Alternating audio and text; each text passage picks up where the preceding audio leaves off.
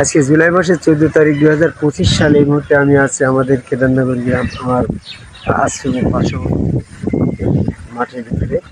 একটা বিষয় আমি বলতে চাচ্ছি, প্রচলিত ইসলামের যে সমস্ত বুঝ, ইসলামের ধারায় যেটা চলছে, যে মৌলানারা, ইমাম সাহেবরা, তাবলিকালারা যে সমস্ত বুঝ দিয়ে এই ইসলামটাকে প্রচার করছে বা ইসলামটাকে দাঁড় করাইছে, বাস এইটা যদি সঠিক হয় তাহলে কোরআনের দুইটা আয়াত, এই দুইটা আয়াত হচ্ছে ব্যর্থ হয়ে যায়, বা দুইটা আয়াতের উদ্দেশ্য ব্যর্থ হয়ে যায়, বা দুইটা আয়াত এটার হচ্ছে মিথ্যা প্রমাণিত হয়। সেটা কি? আল্লাহ রাব্বুল আলামিন বলছে উনি ন্যায় বিচারক এবং কারোর পরেই জুলুম করে না। সূরা আরাফের 29 নম্বর আয়াতে বলছে উনি ন্যায় বিচারক, আর সূরা বাকারার 256 নম্বর আয়াতে বলছে উনি কারোর পরে জুলুম করে না। তো এই জন্য কারোর উপরে এরকম কর্মের অসাধ্য কিছু চাপিয়ে দেয় না। এটা যদি আয়াত হয়, আর আমাদের বর্তমান প্রচলিত ইসলামের বুঝ যদি এটা হয় যে আমাদের প্রতি মানুষের জন্য আদম কাবায় আল্লাহকে সেজদার হুকুম এটা আল্লাহ পাক করে নাই, এটা আমাদের জন্য প্রযোজ্য নয়, এটাই তো বর্তমান সমাজের বুঝলো একটা। তো তাহলে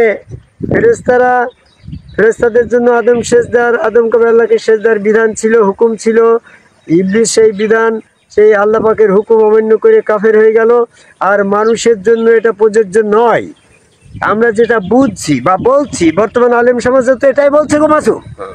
যদি এটা হয় তাহলে পারে আল্লাহ পাকের বিচার ব্যবস্থায় বৈষম্য নিতে এসে গেল না? আদম কাবায় আল্লাহকে সেজদা করার নির্দেশ ইবলিসের প্রতি ছিল, সূরা সাদের 75 নম্বর আয়াত। এই জন্য ইবলিস এটা অমান্য করে কাফের হয়ে গেল, সূরা বাকারার 34 নম্বর আয়াত। এখন যদি এই হুকুমটা মানুষের জন্য ছাড় দেওয়া হয়, এই কাজটা যদি মানুষের জন্য প্রযোজ্য না হয়, তাহলে পারে ইবলিস যদি আত্মপক্ষ সমর্থনে যুক্তি প্রদর্শন করে সূরা নহল 111 নম্বর আয়াত অনুসারে যে আমার জন্য আদম সেজদাটাকে ফরজ করেছো, এটা আমি অমান্য করে আমাকে বেহেশত থেকে বের করে দিয়েছো, আর তাবলিকালা হাজী সাহেব ওই যে ইসলাম যারা আছে এদের জন্য, মানুষের জন্য এই আদম সেজদাটাকে ছাড় দিয়েছো, তাহলে আমাদের পরে জুলুম করেছো, এমনটা বলবে না? তাহলে আল্লাহ তো কারোর উপরে চাপিয়ে দেয় না। সে ইবলিস যেটারে পারবে না সেটা তারা চাপিয়ে দিল, সে বেহেশতের ভিতর থেকে না করতে পেরে দোজখে চলে গেল, বেহেশত থেকে বিতাড়িত হইলো। তো তাহলে ইবলিসের পরে ওই হুকুমটা বহাল করা হইলো, আর মানুষের জন্য ছাড় দেওয়া হইলো, তাহলে তারপরে জুলুম করা হইলো না? বুঝতে পারছো কথাটা? তাহলে আল্লাহ কার পরে জুলুম করে না। আবার উনি যদি ন্যায় বিচারক হয়, যে ইবলিস যদি এটা বলে যে আমার জন্য হুকুম ছিল আমি করতে পারি নাই, আমাকে যদি শাস্তি না দিতে তাহলে আমার আর আত্মপক্ষ সমর্থনে যুক্তি প্রদর্শন করার কোনো প্রয়োজন মনে করতাম না, কিন্তু আমাকে তো এই কাজটা না করার কারণে আমাকে বেহেশত থেকে বের করে দেওয়া হয়েছে। তো ওই কাজটা না করে বেহেশতে যাওয়ার, যদি আপনি কাউকে না কাউকে কোনো সৃষ্টিকে বেহেশত দেন, আমি আপনার সৃষ্টি, ওই মানুষও আপনার সৃষ্টি, এক সৃষ্টির জন্য আদম সেজদা প্রযোজ্য করে সেটা অমান্য করার কারণে বেহেশত থেকে বিতাড়িত হইল। আপনারই আর এক সৃষ্টি এই মানুষ, তাদের জন্য বিধান রেখেছেন বেহেশত, তারা এই সেজদার আওতার বাইরে থেকে যদি বেহেশত পায়, তাহলে আমার পরে জুলুম করা হচ্ছে এবং আপনার ন্যায় বিচার প্রশ্নবিদ্ধ হচ্ছে। এমনটি হবে না? আল্লাহ পাকের ন্যায় বিচার প্রশ্নবিদ্ধ হবে না, আল্লাহ ন্যায় বিচারও ছাড়বে না, ইবলিসকেও বেহেশত দেবে না। এই জন্য যারা যারা আদম সেজদা করিনি, ন্যায় বিচারের সাথে তাদের সকলকেই দোজখে দিতে হবে। তাহলে আপনি তাবলিকালা হাজী সাহেব একেবারে 3-4 লাখ টাকা 5 লাখ টাকা খরচ করে যে হজ করে হাজি ভাইনে বেহেশতের টিকিট পকেটে নিয়ে ঘুরে বেড়াচ্ছেন, আদম সেজদা না করে আপনার এই টিকিটের দ্বারা হজের টিকিট দিয়ে আপনি জান্নাতে যেতে পারছেন না। পারতেন যদি আদম সেজদার বিষয়টাকে অমান্য করে ইবলিসকে শাস্তি দেওয়া না হতো, ইবলিসকে জান্নাত থেকে বের করে না দেওয়া হতো, তাহলে হুকুমের কারণে, হুকুম অমান্য করার কারণে ইবলিস যে অবস্থানে ছিল, অপরাধী ছিল না, আপনি হুকুম অমান্য করেছেন, আপনার জন্য সমস্যা ছিল না। কিন্তু এটা হুকুম অমান্য করার কারণে তো তাকে বেহেশত থেকে বহিষ্কার করা হয়েছে, তাহলে আপনি ওই হুকুমের আওতায় নাই, আপনাকে যদি হুকুমের আওতার বাইরে রাখে তাও ন্যায় বিচার প্রশ্নবিদ্ধ হয়। আবার যদি হুকুমের আওতায় থেকে যদি আপনি সেজদা না করেন, তারপরে যদি আপনাকে হজের কারণে দোজখে দেয়, তা আপনি ব্যস্ত দেয়, যা 5 ওয়াক্ত নামাজের কারণে ব্যস্ত দেয়, রোজার কারণে ব্যস্ত দেয়, আপনার দান খয়রাত মসজিদ তৈরি করার কারণে ব্যস্ত দেয়, তো তাহলে পারে তো ন্যায় বিচার প্রশ্নবিদ্ধ হয়। আদম সেজদা করার পরে তুমি আগে মুমিন হও, ইবলিস থেকে পবিত্র হও, তারপরে হজে যাও, নামাজ পড়ো, দান খয়রাত করো, সমস্যা নেই, কোরবানি করো, সমস্যা নেই। কিন্তু এই মূলে আপনি, এই সেজদার মূল, ধর্মের মূলে আপনি নাই, ইবলিসের অনুসারী হয়ে গেছো। এখন তোমার ইবলিসের অনুসারীদের জন্য সালাত নাই।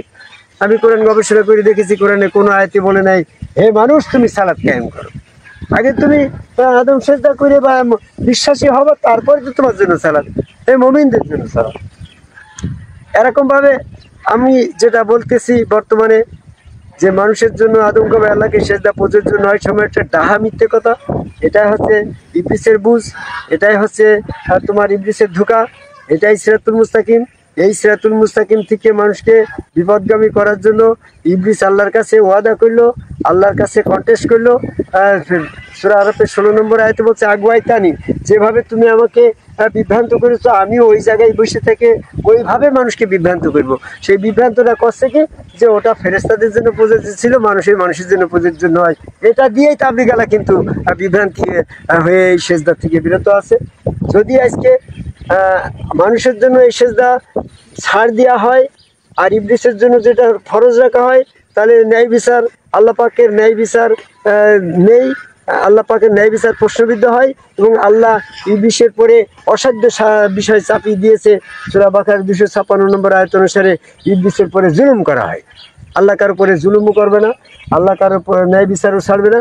এই জন্য ফেরেশতা, জিন এবং মানুষ সকলের জন্য সার্বজনীনভাবে এই আদম কবে আল্লাহকে সেজদাই হচ্ছে আল্লাহ পাকের কাছে পৌঁছানোর একমাত্র পথ। এই জন্য আল্লাহ সূরা আলাকের 19 নম্বর আয়াতে বলল, সাবধান তোমরা ইবলিসের অনুসরণ করো না, ওয়াজুদু ওয়াক্তারেবু, ওই সেজদা করো এবং আমার নিকটবর্তী হয়ে যাও। এই সেজদা বলতে অন্য কোনো সেজদা নয়। যে সেজদা ইবলিস না করে বেহেশত থেকে, আল্লাহ থেকে দূরে চলে গেছে, সেই সেজদার আদম সেজদা, ওই সেজদা করেই আল্লাহ নিকটবর্তী হতে হবে। এই জন্য যারা এখনো এই যে জামাত ইসলাম চরমনার, ফুরফুরা, মানিকগঞ্জ, আটরশি, হিজবুত তাহরির, হেফাজত ইসলাম, মাদ্রাসাপন্থী, কাদিয়ানি, টুপি, পাগড়ি, জুব্বা, মোচকাটা, যে সমস্ত 5 ওয়াক্ত জুমা জামাতধারী, আজান আকামতের সাথে জামাতের নামাজ পড়ানি, পাল্লাবা দিয়েছে, মসজিদ করায় পাল্লাবাদি দিয়েছে, আদম সেজদা বিরোধী, এই সমস্ত লোকগুলো হচ্ছে বিপদগামী, ইবলিসের অনুসারী, কাফের।